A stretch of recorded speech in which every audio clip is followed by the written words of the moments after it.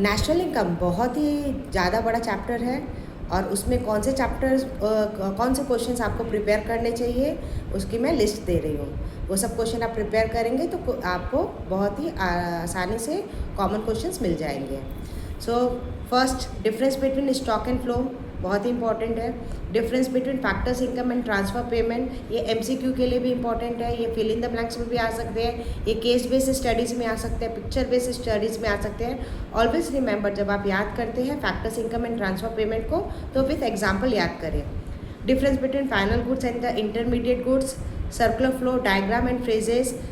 जितने सुंदर तरीके से आप डायग्राम बनाएंगे आपके मार्क्स उतने ही पूरे मिलेंगे।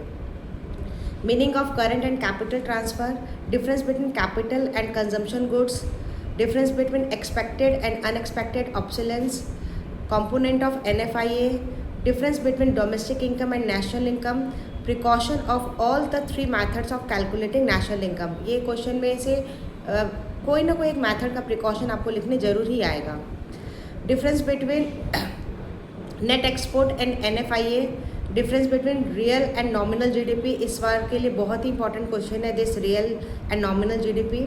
Meaning of GDP deflator, meaning of green GNP, can GDP भी taken as a satisfactory measures of economic welfare, ये भी बहुत इंपॉर्टेंट क्वेश्चन है इस बार के लिए। Special focus on non monetary exchange and externalities, problem of double counting and how to avoid it, items includes and excluded national income and domestic income, limitation of GDP welfare externalities and non monetary externalities.